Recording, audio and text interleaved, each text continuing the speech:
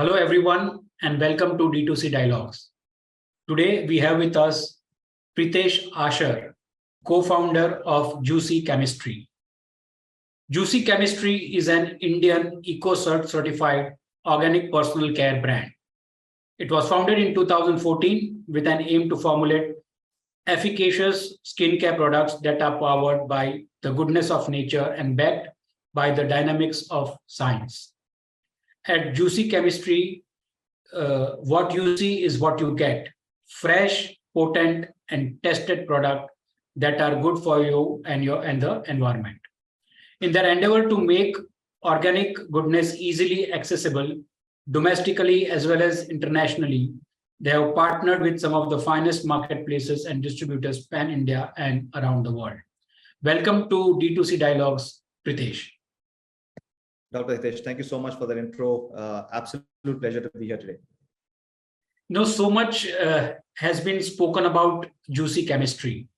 The first question that comes in my mind is Juicy Chemistry, the name, and what is the genesis? How did you end up in a business or a startup or your entrepreneurial journey in this kind of a product category? Dr. Hitesh, both Megha and I are not from the background of skin or personal care. My background is into family business of petrochemicals. Megha is actually a criminologist and a criminal justice system specialist, and obviously did masters in journalism and has co-authored a few books on Indian prison. But her passion also lied in fashion and beauty. But this actually happened to us when we were on a general visit to a supermarket, when somebody tried to sell us or introduce us to a quote unquote natural, organic, or an Ayurvedic product. And Megha was actually suffering from PCOD condition, and she was always on the lookout for products which could be helpful for her condition and not aggravate it. So she was looking to go more on the natural side of the spectrum. And when this particular person tried to introduce this product, I saw that the front of the label was having coconut, hibiscus, neem, and other ingredients, while at the back of the ingredients, I could find petrochemicals, sulfates, artificial colors, fragrances, fillers, silicone, synthetics. So it didn't actually make sense for me, and I could not understand why this product is a natural product vis-a-vis a product which should be actually named otherwise. So there was a clear greenwashing of consumers that was happening. Obviously, we didn't understand the terminology of greenwashing back then, but I just looked at Megha and I said, I don't understand why this is, and that's probably one of the reasons why you're not finding efficacy in natural products. That was the beginning seed thought that with which we started Juicy Chemistry. The idea was to at least to do something for ourselves, if not for the market, or to find a product market fit. We just wanted to create some products which we use on a daily basis, and to formulate them just for our own use and our family's use. And we started off with a 10 by 10 kitchen with 5,000 rupees seed money in our pocket in 2014. And quickly became evident to us that there's a huge wide gap in the market where the consumers were actually looking for natural and organic products but didn't know where to find them, or simply the available products lacked the efficacy and the kind of transparency that the consumer needed. That's how Juicy Chemistry's journey began in 2014. That's very interesting. A product that you picked up off the shelf or was being sold by a salesperson, and you read it and you found out that this is what greenwashing is all about. Absolutely. And but still the curiosity here is you made it a full-time business and a successful one. That's why you are here today sharing all your insights with us. So what was the next step? Like then you said that you wanted to do it for your family, friends, etc. But when did the true the decision that yes, now I want to get into the business of this product? And before that, because you defined and you use these words, there are so many other products in the market. We'll come about that, but first we can get the insight that what made you take a call. Now let's jump into the entrepreneurship bandwagon? Yes, it was a great question, Dr. Hitesh, because we were not looking to actually double down on the business side of this, because for us the necessity was personal. But like I said, Megha was into fashion and clothing, and she used to get a lot of customers of hers coming to her, designing. They used to spend a couple of hours understanding the designs, the structures, the events, and they would often talk about how personal journeys with because they would be getting wedding ready. Some of them would talk to Megha about their personal journeys, and because we also experienced something like this in the personal capacity, Megha started talking to her clients, and they also understood that this was a problem that they were facing. And Megha generally would give our batches to the customer, and they would try, and they would come back with the feedback, and they would not take no for an answer to get the second round of batch, right? They wanted the product because it was showing efficacious results.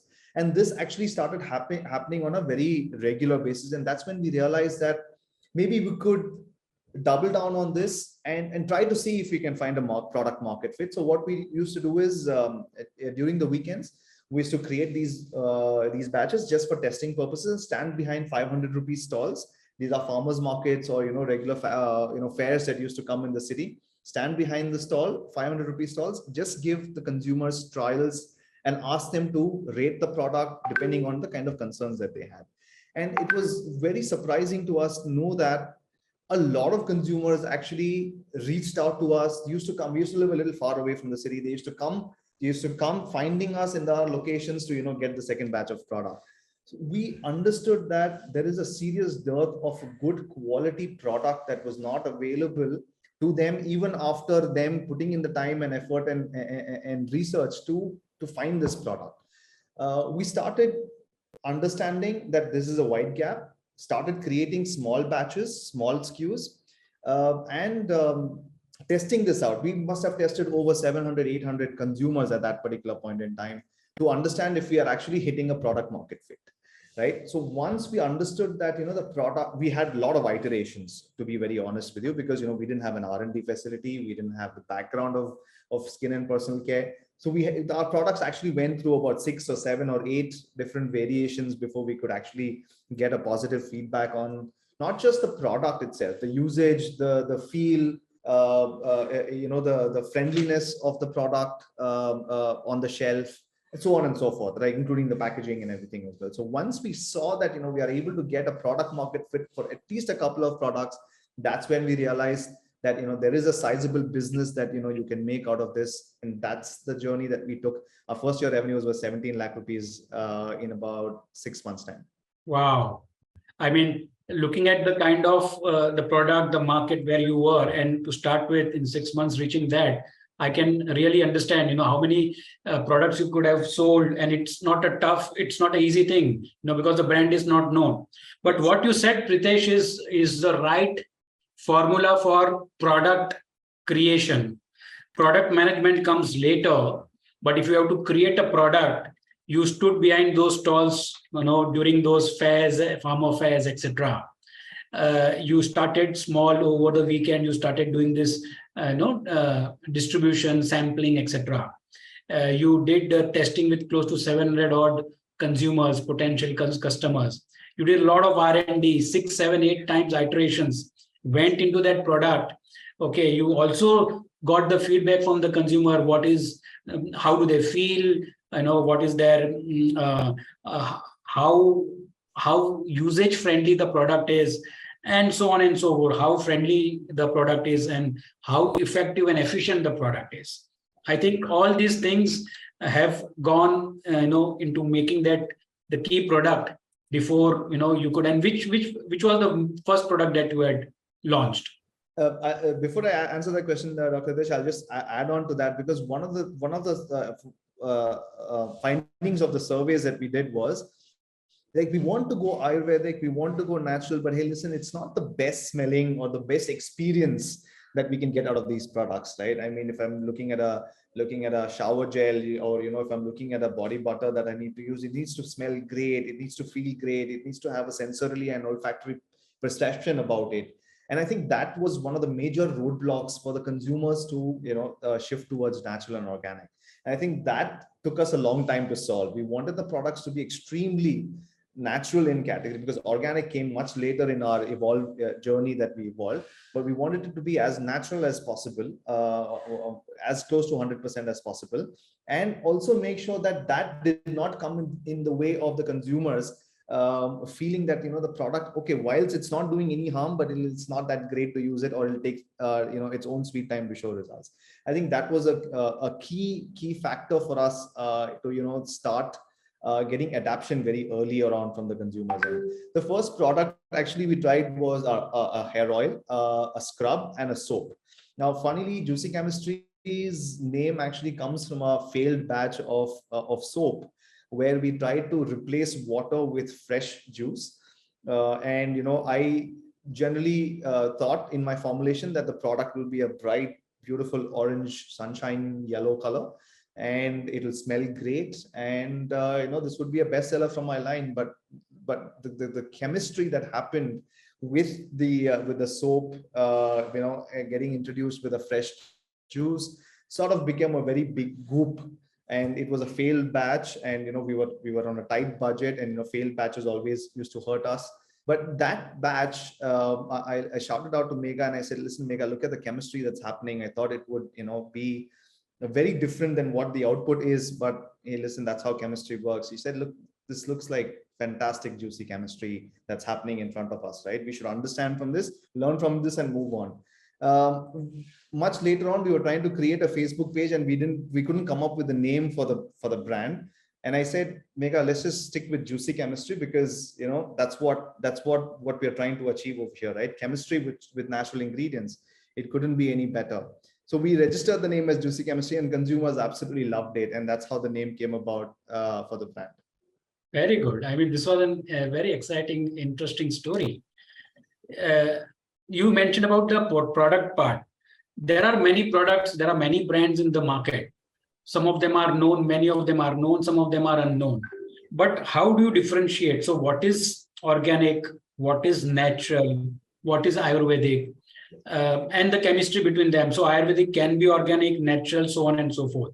So as a consumer, if you ask a normal consumer, he will be confused, okay, because the same thing, I'm not particularly talking about greenwashing, that is one, but I'm talking about, you are an organic brand, or you are a natural ingredient brand, or you are an Ayurvedic brand, and what's the difference, so how does Juicy Chemistry, differentiate itself in this these names of organic, natural, Ayurvedic, etc.? Yeah. Dr. Hitesh, I think that's a phenomenal, touch point that we struggled with initially as well, right? This was a problem in the market, not just in India. This is a problem that, what we researched and found out was a problem which is global at this point in time. There is no clear definition in India for the terminologies natural, Ayurvedic, herbal, or even organic for that matter. This is the exact problem that we wanted to solve for the consumer. Being a consumer ourselves, I wanted to understand, what these natural and organic terminologies actually mean. A natural or a herbal terminology can be used by any brand that uses any plant-based extracts in their formulation. Does not actually have to be a particular level of ingredient, or the formulation percentage need not be predefined. But as long as they're using some sort of a nature-derived ingredient, the product can be actually termed as natural, or Ayurvedic is nothing but plant-based, right? So there are a lot of confusing terminologies that are going on in the market, and that's when we wanted to actually understand and evolve from our journey of calling ourselves natural. Because if everybody is natural and everybody is using synthetics, then the consumer does not understand what exactly they are going after, right? This is the exact problem that we wanted to solve. And in my research, I found out that there are not many agencies in India that actually certify cosmetics in the organic or the natural category. Unfortunately, agencies have started making their way into India very recently now. And we were one of the first ones to actually knock the door and say, listen, we want to do something with organic skin and personal care. And I remember, getting looks from my suppliers and from agencies like, khana to hum kar lete hain, food we do. I mean, I've never heard of cosmetics being organic. What are you trying to achieve? And, I mean, how are you even going to source the ingredients that are necessary for creating an organic skin and personal care brand? So it was very difficult for us to go down this path, but it was also very important because organic certification actually helps us define exactly what goes into the product, let the consumers know that third party vigilancy has been done on behalf of them, and at the same time be transparent with the consumer about the ingredient percentages that have actually gone into the formulation as well. I'll give you an example of organic. Our Bulgarian rose water comes in from Bulgaria, one of the best places where roses are grown. In fact, Bulgaria is known as Valley of Roses. Phenomenal Damascus variety that grows in Bulgaria. We actually work with organic farmers over there, which have to ensure that their soil is clean without use of any insecticides, pesticides, GMOs, and fungicides, or any other artificial growth hormone substances, to make sure that the produce, in this case roses that grow on this particular soil, need to be conditioned to ensure that there are none of these ingredients that are getting, none of these fertilizers or any other artificial ingredients are getting used for the cultivation process. Then the steam distillation of those roses that are approved manufacturing techniques under the EcoCert standards are getting utilized. And then when we get this ingredient, when we package it, we have a clear ingredient listing policy on that, and the consumer knows that this particular product is actually a 100% certified organic steam distilled rose water. That's the kind of transparency that we've brought into in the skin and personal care industry in India by going organic. Organic is not just a terminology used to understand the produce. It also ensures the quality, the processes, the packaging, the efficacy of the product, and the transparency of the kind of ingredients that we have used to create these products have been communicated to the consumers effectively. In some of my products, I only have 80% organic produce and 20% from natural produce. But my product is actually only 80% organic and not 100% organic. So generalizing organic and natural is a very, very wrong approach for the consumer, because they get absolutely no idea about what their product actually contains, and what they are looking to achieve with the product. So I think organic definition is very elaborate, and it needs to be spoken about at length. But what it does is it creates trust, traceability, and transparency for the consumers.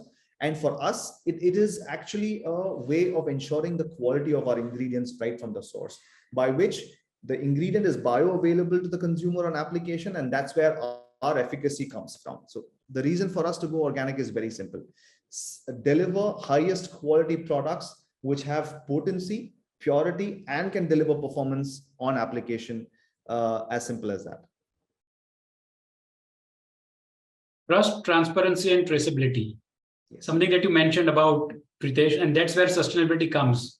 Yes. Okay. And it's an integral part of being a sustainable brand. And this is, I think, where the differentiation, one of the differentiations comes for Juicy Chemistry. You give an example of Bulgaria. You work with farmers across how many countries, Pritesh? Currently, Juicy Chemistry's supply chain entails over 20 countries. Working with organic farmers from 20 different countries, including majority of the ingredients are sourced from India. We do source some of the ingredients, which are not natural to Indian habitat, and we work with over 20 farmers in 20 different countries. Wow. Now, how do you ensure, can you share a specific story or an experience that exemplifies the lengths you go to ensure that the ingredients quality is authentic, and, ultimately it reflects to your brand's unwavering dedication to organic skincare? Absolutely. So I'll give you a reason why we do this as well, right? Because Juicy Chemistry's inherent DNA lies in the fact that if the plant ingredient is not potent enough, or the plant source is not potent enough to deliver bioavailability of these wonderful ingredients. For example, rosehip oil has a lot of essential fatty acids, oleic, linoleic, and so on and so forth. But if the quality of the product that I'm looking to work with does not have enough bioavailable materials for the consumer on application, the product is going to fail because we don't use any synthetics to enhance the performance of the product, right? So for me, the potency only comes from the plant ingredient. And if you put garbage in, you get garbage out. And with that simple concept, for us, the ingredient quality plays the utmost importance in getting performance from my product. And hence, understanding the quality and the species itself, the physical and chemical properties of the species itself becomes very important. And that comes through a lot of R&D, trial and error, clinical studies, clinical trials, clinically proven ingredients as well. So what we understood was, whilst turmeric is a great natural ingredient, neem is a natural ingredient, castor grows in India. Now we have jojoba plantations in India as well, in the desert regions of Rajasthan.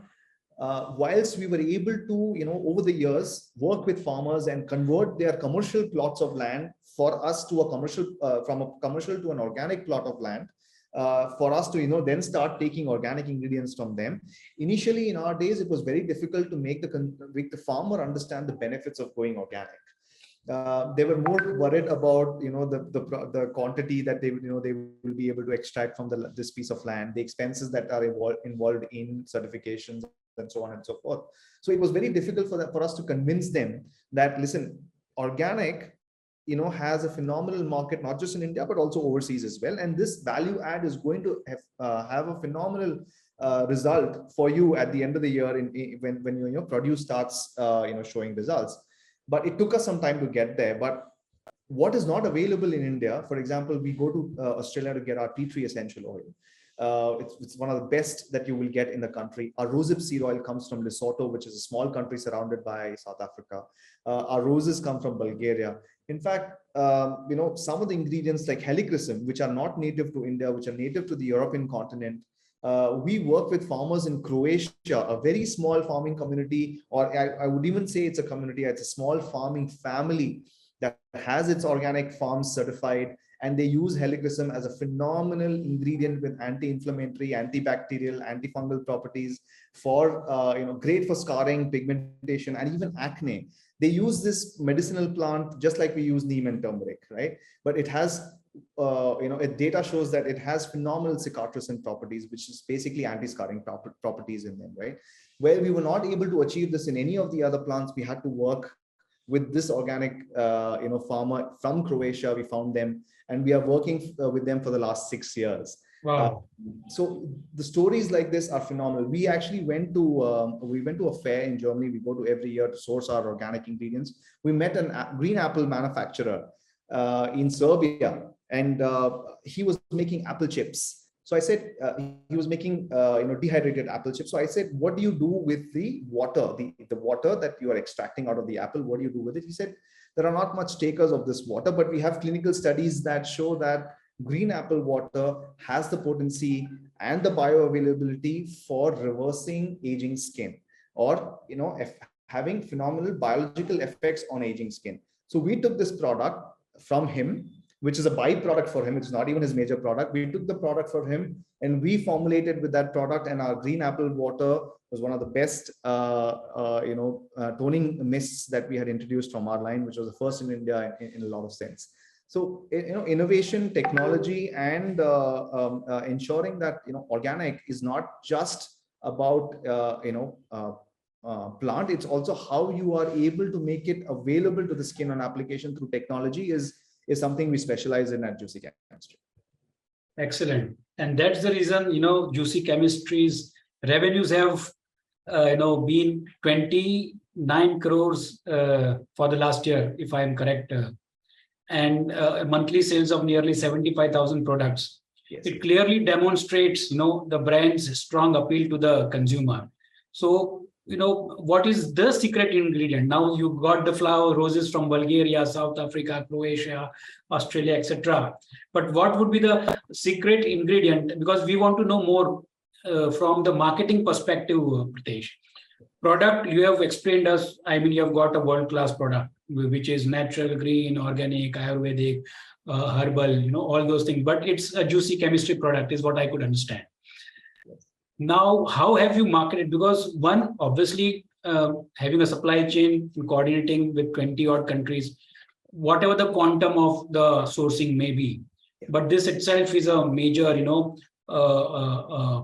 headache to, coordinate with so many stakeholders. You don't have, one person just giving you the raw materials and it gets manufactured and then the dealer distribution network takes care of it, or the D2C or this. But how have you been, managing your supply chain is the first question from the now going to the market part of it, and then we'll come to the marketing part.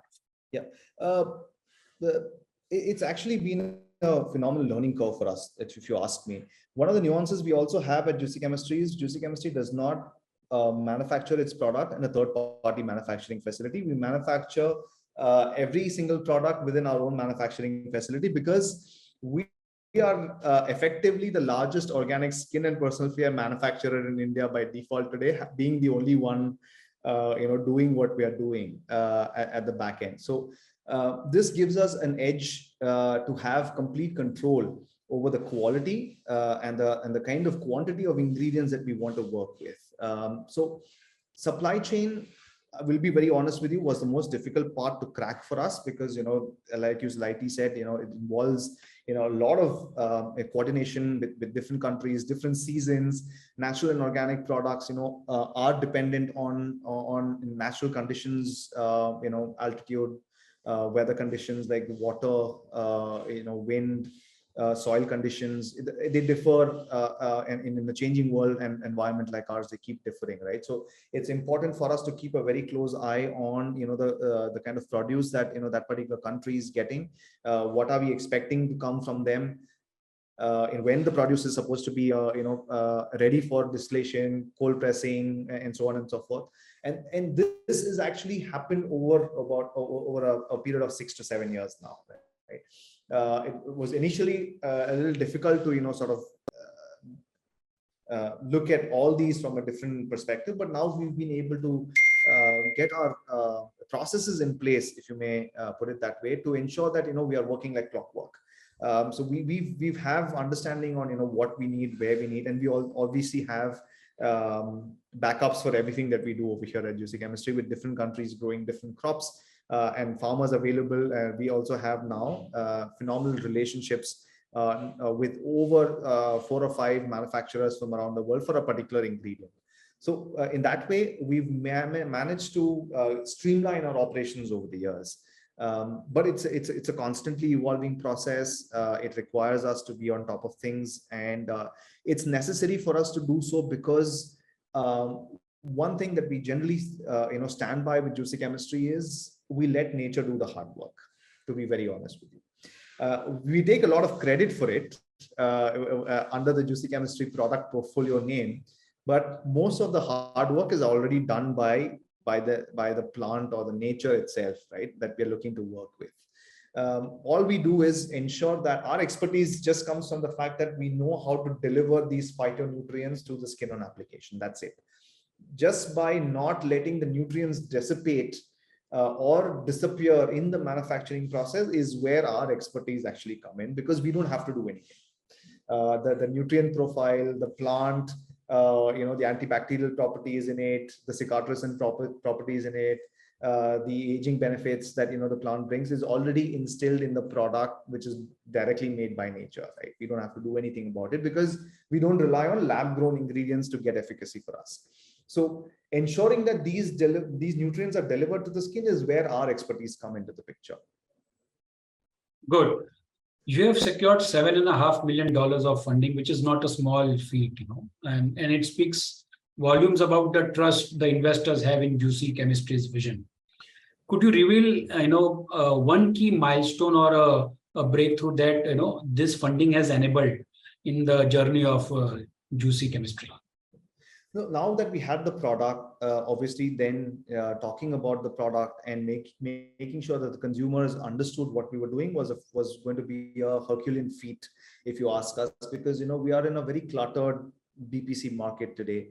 Not just Indian, but international players are also making their way in India, and having a voice substantial enough to make sure that your message is getting delivered to the consumer, and therefore you're able to achieve sales, which is the benchmark for any business, that to if you found a product market fit or not, was very crucial for us. So whilst we grew to a substantial number organically, for us it was important to keep growing and making sure that we find newer markets, and ensure that more product trials are getting induced, people are liking us, people are knowing about us, and hence therefore willing to give us a try, right? So the revenue that we've been able to achieve last year has been predominantly because of the kind of funding that we've raised over the last couple of years. We raised an angel round in 2019, and then we raised Series A round where World Invest Purple where our investors, and then Spring Marketing Capital came into to being as well. So Spring Marketing Capital actually is a marketing strategic investor in us, and we started working with them to ensure that the messaging of the product is going right to the consumers. We were much smaller in terms of the business size, but ensuring that we got support from our investors to find new markets, to guide us to navigate this very difficult online era, or direct to consumer first era, because once COVID hit, obviously we had a lot of tailwinds, but once the pandemic was over, I think there was a little bit of an exhaustion that came through for the consumers as well, because a lot of brands evolved during this time, and most of them were direct to consumer as well, and therefore making sure that you had a differentiated voice in the market, and make sure that you are through your social channels reaching out to the right consumer at the right time, at the right product, was very key to us. Keep the foot on the accelerator, and therefore keep growing from where we were at that time. I think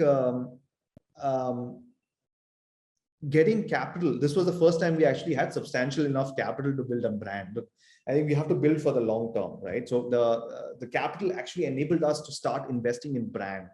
We were a product first, which was great, because the product had phenomenal adoption, but then we were not a substantial voice or a brand in the market. And I think the capital that came in, that really helped us focus on brand for the first time. We were able to invest some amount of money to get the word out on what we do and why we do what we do. That was the first thing. Obviously, we invested a lot in capital expenditure to increase or enhance our manufacturing facilities, to do a lot of R&D, to get into new categories. Juicy Chemistry was only into skin and hair. We've now got into wellness, and very recently also moved into makeup as India's first certified organic makeup range as well. And having investment come through has helped us expand our product line to where it is today. Apart from that, I think it really opened up markets for us internationally as well. Juicy Chemistry is now retailing in Australia, France, South Africa, and Nepal as well, and we are also now looking at UAE and US as predominant markets. Some countries in Europe as well are on the radar for the next growth plan and expansion plan as well. So having good investors on our cap table has definitely been a boon for us. You mentioned that that money did help you now focus on the brand, and you could communicate more about what you do. How you did mention about it, but people were unaware about it, and that's where the social media strategy comes in. Right. And we have seen Juicy Chemistry's social media strategy has been a game changer, and captivating audiences and also fostering connections, strong connections. Can you talk about a specific nerding out moment where your communication tactics or platforms like Insta, YouTube, etc., has led to an unexpected surge of brand awareness or brand engagement? No, absolutely. I think social media is such an evolving platform today, and it's so rapidly changing. The consumers are changing. The way they're consuming content is also changing. I think one thing that we did differently in our communication strategy was keep it very simple but yet very effective.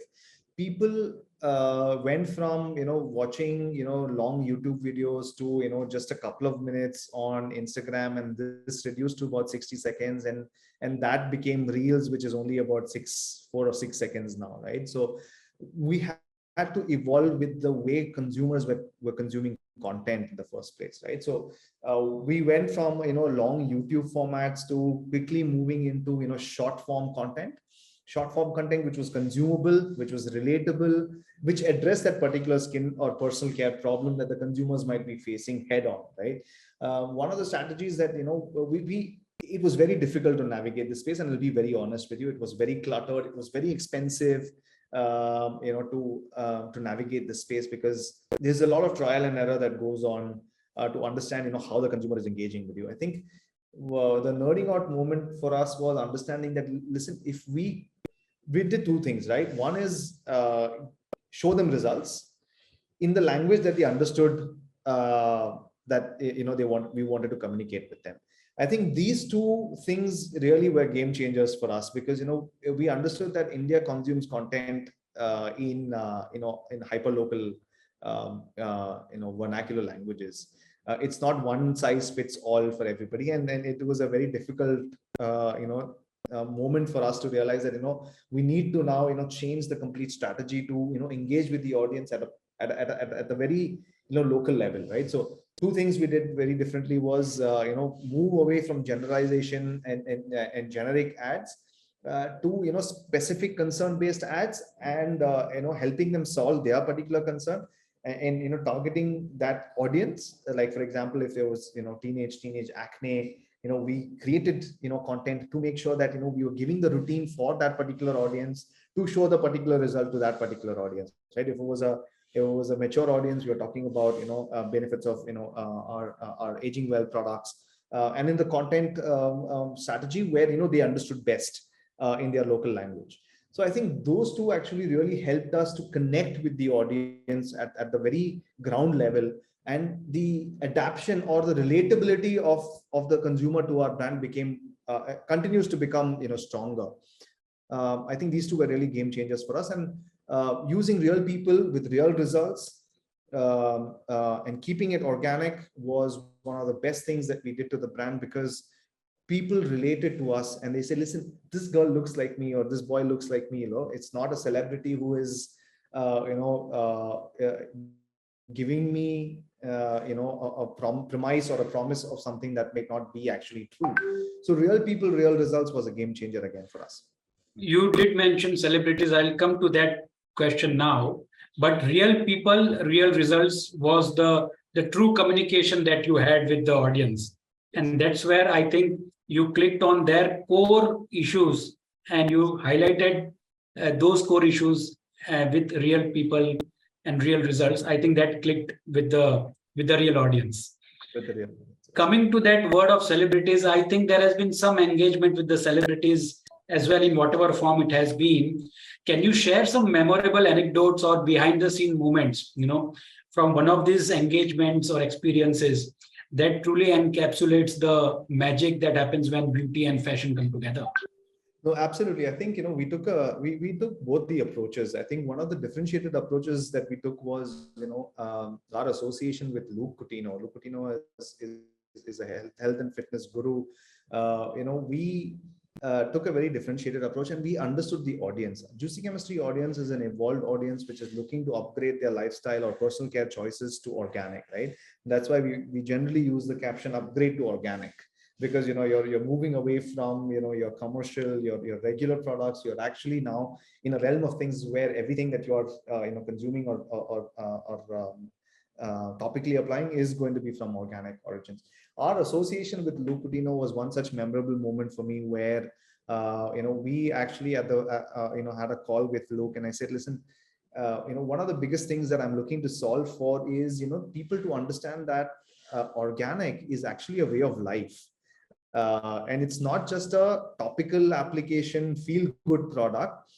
It is as important as consuming food itself.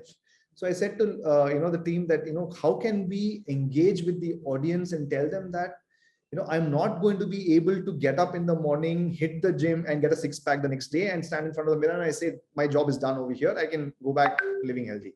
It's a journey that the consumer takes. And that understanding, I think today is so, muddled in the minds of the consumers in the world where Instagram is first. We show a lot of things, in a very quick fashion. And sometimes the consumers think like, "Arey, yaar, हफ्ते दो हफ्ते use कर रहे हैं result नहीं आ रहा है." So I wanted to communicate this to the consumer by saying that, listen, you cannot have these unrealistic expectations from the product. You need to put time, energy, effort, as much as the brand is putting, to ensure that you are getting results from continuous use. One of the very important factors when it comes to skin and personal care is consistency is equal to efficacy, right? It's a good product. Unless and until you're consistent with it, you will not see results. It's exactly how you approach wellness as well, right? So this is a conversation we had, and we associated with Luke, and we said that is the kind of elevated level of awareness we want to create with our products and tell the consumer about it as well.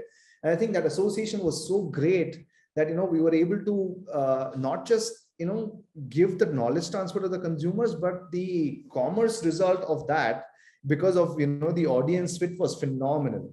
And at the same time, in the celebrity world, I think very recently Samira Reddy was part of some of our campaigns, and it's so nice to see this today that celebrities only want to associate with a brand with which they have used, they have liked, and honestly want to work with, because they resonate with the product, they resonate with the brand.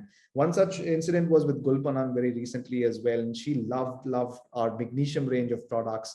And she said to us that, listen, I'm not looking for a commercial opportunity over here. I just absolutely love the brand, and I can do, in my capacity, whatever is possible to promote the brand. I think, and anecdotes like this really help us and instill confidence in us that, we are on the right direction over here. Our mission to eliminate synthetics from everyday use skin and personal care brand is way, in its journey. And I think we are on the right path here. With who else, Pritesh? Who else? You mentioned Samira Reddy. You mentioned Gul Panam. Who else has been associated, experienced, engaged? I think Malaika Arora it comes to my mind. Sara Ali Khan comes to my mind. I think Soha. Sorry, not Sara Ali Khan. Soha Ali Khan comes to my mind. We've worked with Masoom Minawala, in the past. We worked with skin and personal care influencers like Shweta Vijay, Shreya Jain, Debashri Banerjee. Very recently, we had associated with Vasudha Rai and Aishwarya, who is from this industry as well, and has a very strong voice in the influencer community for skin and personal care. Of course, we worked with Komal Basit earlier. So these are all phenomenal people that we are working with. I think it's been such a pleasure to be in this community and get their help to spread the message of organic. Yeah, two things. One is the product, then other is the price. I'll come to the price later, but since we are on celebrity and influencers, one question I want to ask about the influencer marketing and how important it has become in today's world. If you can give the generic whatever your experience has been working with the celebrities and influencers. I think it's a very important part of the business growth strategy. There is no denying that. But there is a nuance that comes along with it, and you have to be very well and truly aware of this as well, right? Working with the right influencer is as crucial as doing it in having the influencer activity there in the first place. I think it helps create awareness. It used to have phenomenal returns on investment, when it was more nichely done, I would say. But now, obviously, it gets done at mass scale, so that the depth of the association has come down. I'll be very honest with you. So somewhere even today, the consumers are not very convinced with the fact that the influencers are actually able to influence my decision, if I may put it that way. Today, it creates awareness, and that's what it should be curtailed towards. Yes, there will be some upside to it in the revenue sense of it, But working with influencers, having a deeper, meaningful association is become that much more important today to instill trust in the minds of the consumer. Otherwise, it just becomes a normal association, which it doesn't create an impact in the minds of the consumer today. It creates awareness, but doesn't create impact in the minds of the consumer. A deep association is required with the consumer for you to grow. Yes. With this, I will come to the fag end of our discussion, Pritesh. 95% of your business comes from online.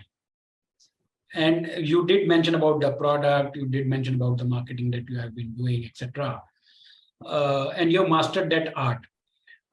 What about the physical retail?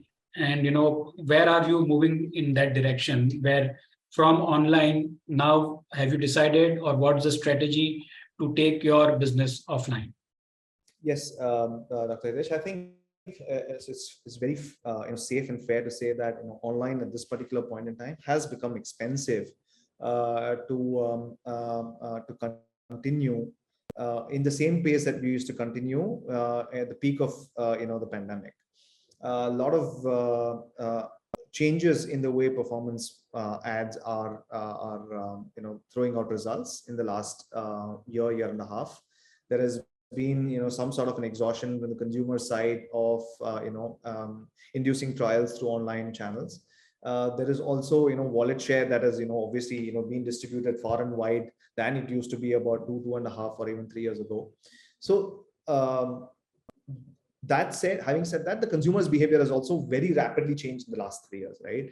From being a retail first consumer, then to adapt D2C very, very quickly, and then then the world opening up in a short span of time for even brands to comprehend the move and then understand the nuances of it.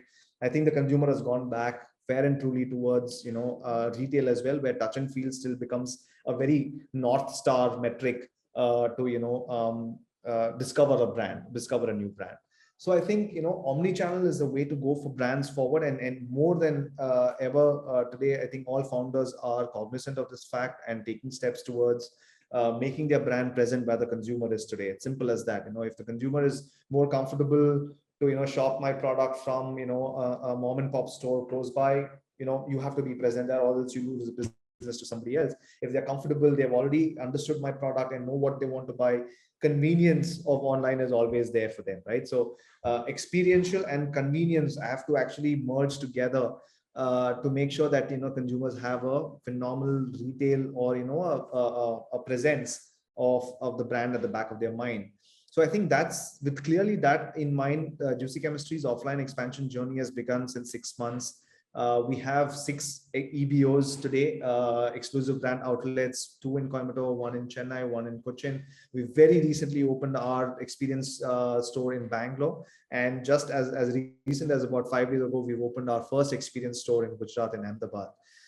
We have 2 more coming up in this month, and we will expand our EBO footprint to about 15 at the end of this year, and also expand our store-in-store presence or retail touch points from 150 to about 450 to 500 retail touch points by the end of this year. And we will be present in general stores and modern trade as well. In some cases, we'll be also looking at store-in-store with big box retailers as well. So our journey offline has truly and honestly begun on a good note. So we will continue, doubling down on this and creating more chances for the consumers to, experience the product and then convert and upgrade their lifestyle to organic. Is that so? What kind of targets are you looking at, Pritesh, in the next 5 years? We truly want to be at the helm of, a revolution at the skin and personal care industry in India, which is going to be, organic. We want to hit the 100 crore ARR number in the next 8 to 10 quarters from now. That's our business plan to get to that number, and double down from there. I think 5 years is something that we are obviously having in our mind always, but I think we're solving for the first 3 years, and then we'll check and navigate the next 2 years. I think 3 years are clearly in front of us. That's awesome, Pritesh. And those are aggressive, but those are ambitious, but those are easily reachable and doable with the kind of strategy that you have and the product that you have. With this, we come to the last segment of D2C Dialogues, and that is a rapid fire round. Quickly, I'm going to ask you a few questions. Please tell me what you feel about them quickly. Absolutely. What's your personal favorite juicy chemistry product and why? Very difficult to select from my own creation line, but a cleanse tone moisturize routine every day cannot do without my lip balm, my rose water, my gourmet soaps. Cannot do without them. Okay. If juicy chemistry were to expand into a completely new product category, what would it be? We've been dabbling with nutrition, oral nutrition, which complements our skin and personal care brand. So I think if we had to ever digress in that direction, I think it would be nutrition. Okay. What do you think is the biggest misconception or myth surrounding organic skincare? Difficult to use, doesn't work, and difficult to adapt. What is the most challenging aspect of running a brand focused on organic and clean skincare? Living up to ethos every single day. It has to be the DNA of the brand. So I think we work on our DNA every single day. If you had to describe Juicy Chemistry's brand personality in 3 words, what would they be? Pure, potent, performance-oriented.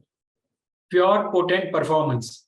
If you could give one superpower to your products, what would it be? I would give it a longer shelf life. Longer shelf life. Okay. If you could describe the future of organic skincare brands in 1 word, what is the future in 1 word? What would it be? Aggressive. Sorry? Aggressive. Aggressive. Okay. And last one, name 1 brand you see as your closest competition. Very difficult to say, but I think in India, I have not come across a brand which is able to match the organic credentials. So I will probably state an international brand, a couple of international brands. I think Cora Organics. I think in the makeup space, I think it's a lot of these new age brands that are creating some phenomenal formulations. But unfortunately, no one in India that is coming to my mind for giving me organic skin and personal Are you care. confident? No one in India. I'm absolutely confident about the product and the efficacy. If it's organic and if it's efficacious, it has to mean it's juicy chemistry. That's the confidence level that Pritesh has, not only in his product, but his ambitions of achieving 100 crores in the next year or so. With that, I would wish you all the best, Pritesh and Megha, in your journey of taking juicy chemistry to the next level. Thank you very much for being with us here today and sharing all your insights. Thanks a lot. Thank you. Thank you so much, Dr. Hitesh. I had a phenomenal conversation with you. Thank you so much for having me on the show today. Pleasure.